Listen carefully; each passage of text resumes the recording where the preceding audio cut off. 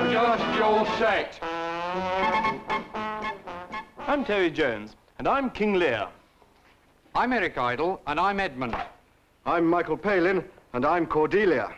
And I'm David Jason, and I am the King of France. The Earl of Gloucester, Edgar, son to the Earl of Gloucester, an old man, a fool, a herald, 3 servants, 4 knights attending the king, and I'm not in this bit.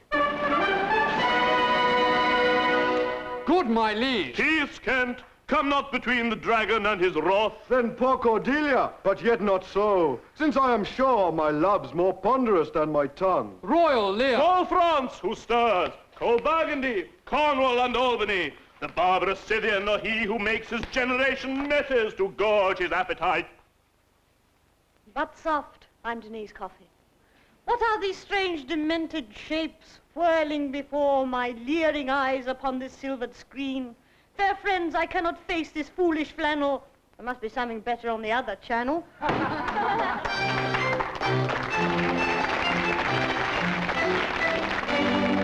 We present number 6 in the series, Musicians at Work. This week, a popular German group, the Erich von 2-3 Players, formerly known as the Erich von 2-3 4.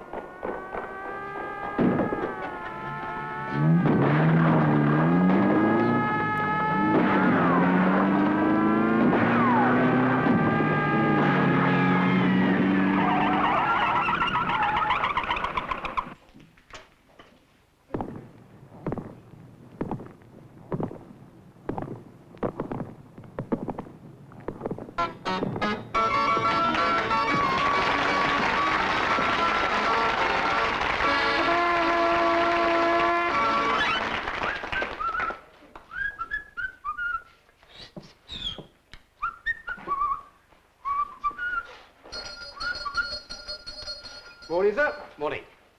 Could I have a dozen eggs, please? 2 pounds of stewing steak, half a pound of tomatoes, 3 pounds of potatoes, a lettuce, a tin of peas, and a packet of cornflakes, please. Yes, sir, certainly, sir. Thank you. There we are. What's that? A tin of shoe polish. I didn't ask for a tin of shoe polish. Oh, sorry, sir. No. Sorry, sir. Quite all right. Well? Oh, a dozen eggs, 2 pounds of stewing steak, a half a pound of tomatoes, 3 pounds of potatoes, a lettuce, a tin of peas, and a packet of cornflakes, please. Make up your mind, sir. But I don't know. I don't want that. Well, look, all right. Well, will you wait there, sir, while I serve this gentleman, please? Oh, yeah. Just a moment. Hello, Mr. Jenkins, how are you? Hello. Could I have a tin of shoe polish, please? Yes, certainly. Morning. There we are. Dozen eggs, lettuce, tin of peas, and a packet of cornflakes. Oh, dear. Oh, never mind about the peas. There you are, thank Mr. Jenkins. Lovely. Would you put it on the bill? Yes, I will do indeed. Bye-bye. Cheerio. Now then, made up your mind? Yes. Could I have what that gentleman had, please? A tin of shoe polish? Yes. I'm sorry, sir, I sold the last one. I'll tell you what I can give you. A dozen eggs, £2 of stewing steak, half a pound of tomatoes, £3 of potatoes, lettuce, tin of peas, and a packet of cornflakes. Cornflakes. Oh, that would be all right. I'd just take that. Oh, there you are, sir. We've got hundreds of them.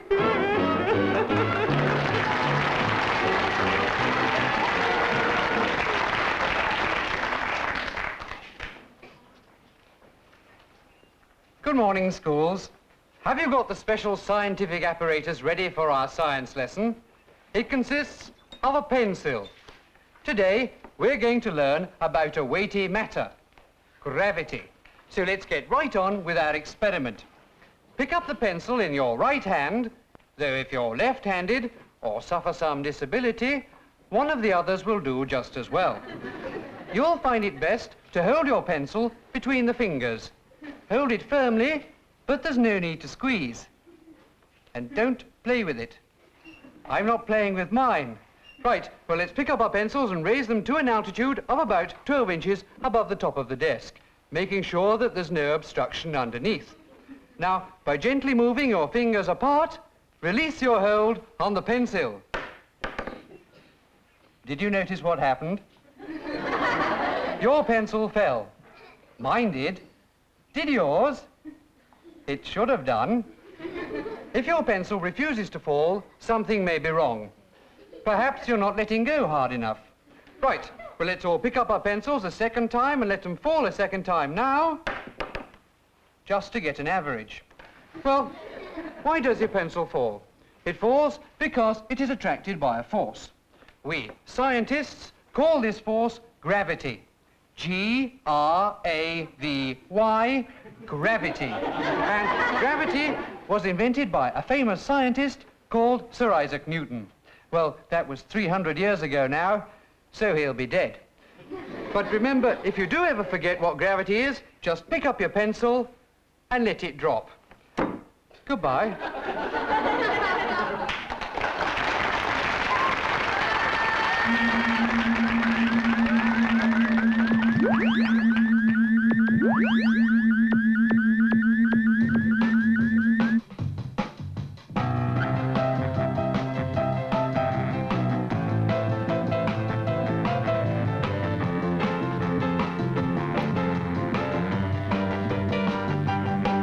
I was working in the lab late one night when my eyes beheld an eerie sight, for my monster from the slab began to rise, and suddenly, to my surprise, he did the monster mash. It was a graveyard smash. It caught on in a flash. He did the monster mash from my laboratory in the castle east to the master bedroom where the vampires feast. The ghouls all came from their humble abodes to get a jolt from my electrode. They did the monster mash. It was a graveyard smash. It caught on in a flash.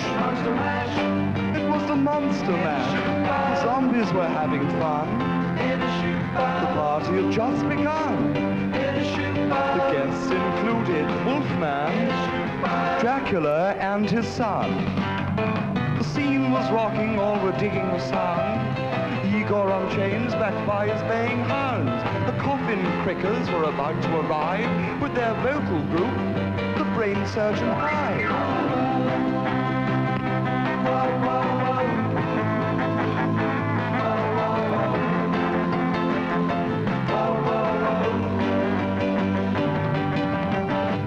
Ladies and gentlemen, the point in the program that's going to give me great personal pleasure, I'm going to introduce you to the electric spoons. You'll notice that the Brainiac device is already in preface, and the professor is introducing the special magneto bulb into the oral stricture, and yes, the maximum voltage is up, and in a few moments the countdown is going to begin. The special rubber gloves are inserted, and the spoons are in place. The professor's confident, he's dribbling, and the countdown begins now.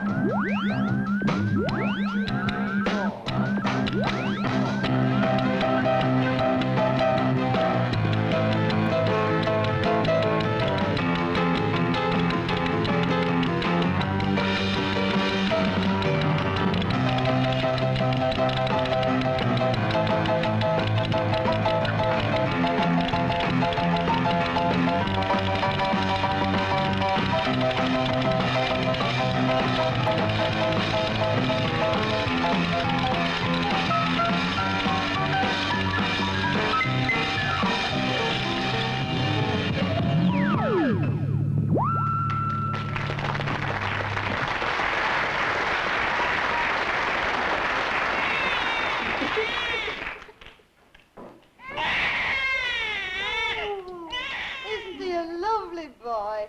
And he looks just like his father. Mr. Thompson? Oh,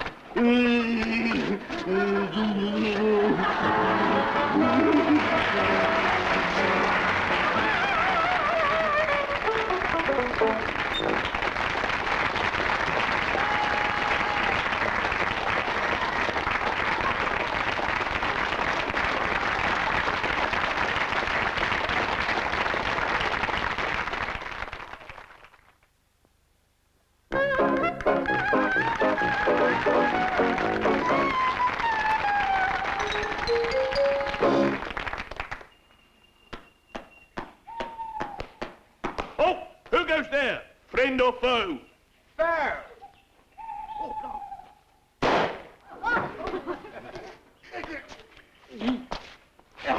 Well done, Foster. Just testing.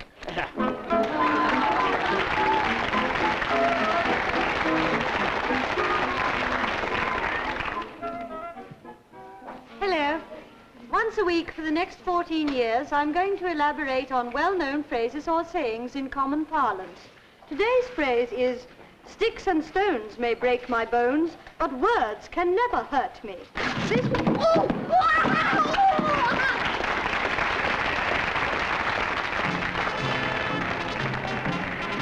In the unceasing war against crime, Scotland Yard uses many devices, and one of these is known as the Stool Pigeon. The Stool Pigeon is a dedicated plainclothes policeman who, cleverly disguised, infiltrates the very heart of the criminal underworld by posing as another member of the gang. He is on his own. The Stool Pigeon must live by his wits.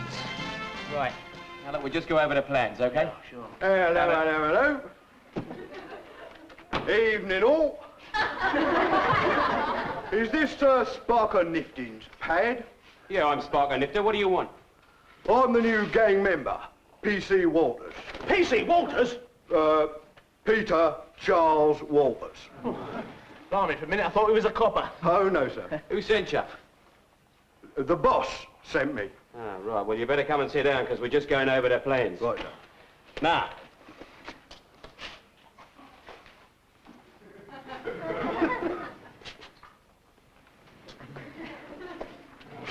Right. Now, the timing of the raid will go like this. Tea, Magsy? Eh? Oh, all right, Tom, Maisie. Now, listen carefully, because this could be one of the greatest raids.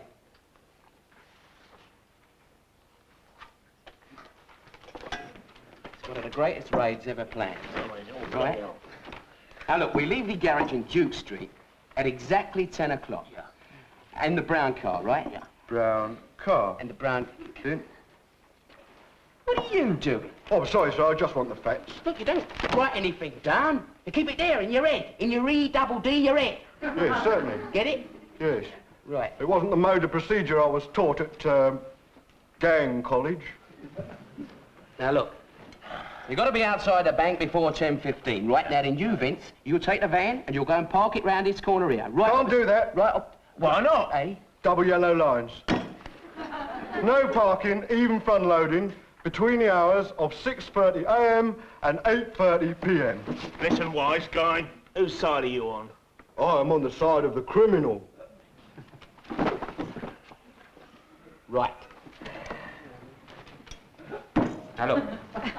I've timed it right down to the last second. At 10:22, the security van comes up to the back door of the bank. At 10:24 exactly, the safe is blown. Now, that will give us 30 seconds to get from the safe into the getaway car. Gentlemen, that's enough. Eh? I have a nasty surprise for you. I am not a criminal. I am, in fact, a stool pigeon. No. You what? I am a plainclothes police officer in disguise. So am I. Superintendent Jackson, CID. Well, So am I. Sergeant Pepper, Criminal Records. So am I. Police Constable Raymond Francis, Q Division. Policewoman Valerie Foster, C Division. Blimey, we're all coppers. You mean this isn't the very heart of the criminal underworld, where lurk some of Britain's most notorious villains? What are we going to do, Super? Can you blow us safe, Sergeant? Well, actually, I can, you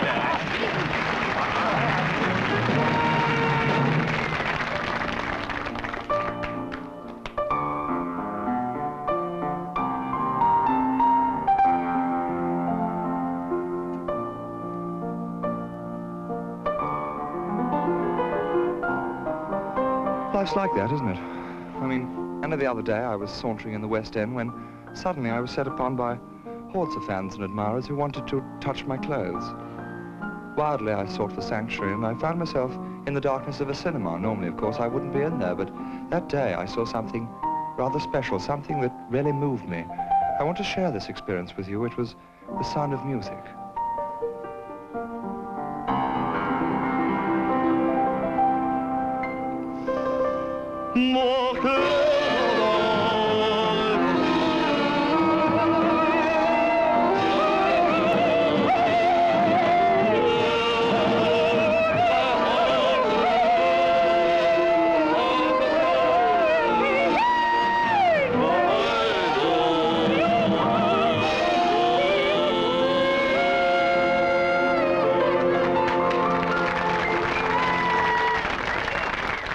I want to tell you something about the film which you are about to see. Tonight, we're going to show you one of the most extraordinary sights ever seen on television screens. Oh. Switch it off. Switch it off.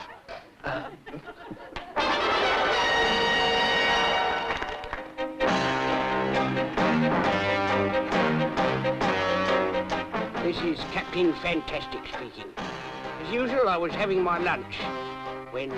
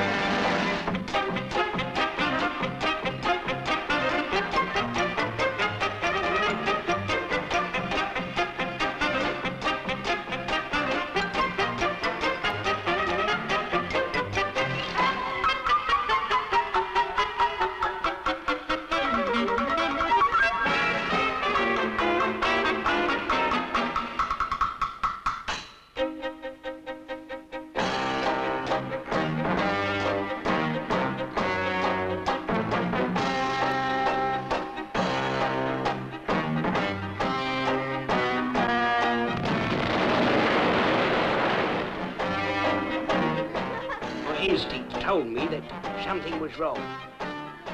My first job was to contact base.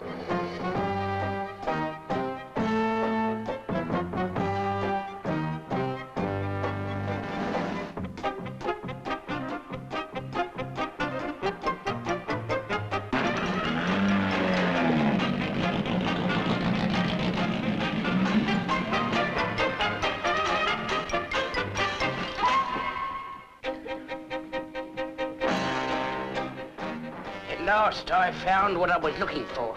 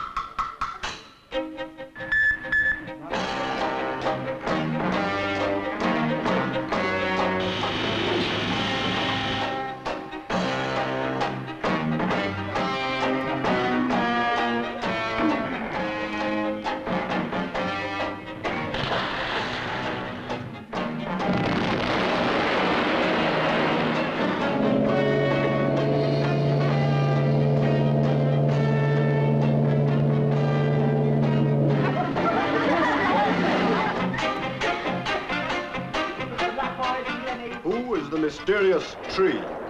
Who was in the exploding lunchbox? Who was the first man to drink the channel? Will Captain Fantastic survive the horrors of the boating pond? See next week's exciting adventure, or don't, as the case may be.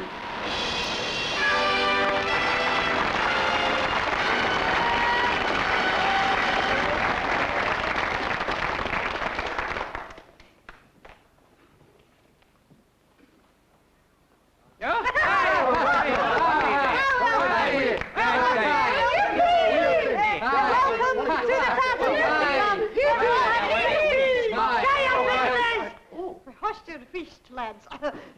I would like to introduce you now to a very talented Joe, the wee McJordy Bandy. And here he is, the man himself, Robbie Band. Well, thank you very much.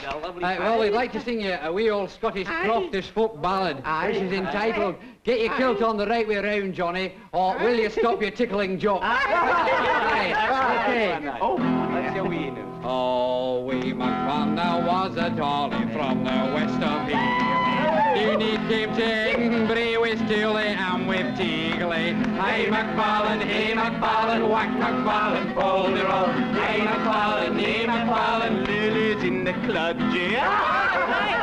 There was a stinking Linden tune, the wife's not thinking, the wife's not thinking any old tune. You couldn't have beat McFarlane. Hey McFarlane, whack McFarlane, pull the roll. Hey McFarlane, Guns gone trembling roll. Oh, McFarlane was the clown was secret and grew. He tickled his mother and he tickled his feather and he tickled his wee and coo. Hey McFarlane, whack McFarlane, pull the roll. Hey McFarlane, McFarlane's on the seal. Hey McFarlane, whack McFarlane, pull the roll. Hey McFarlane, up your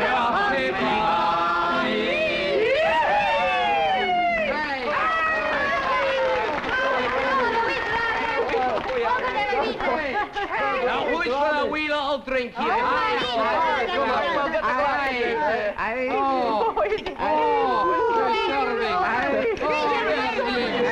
Come on then, boys.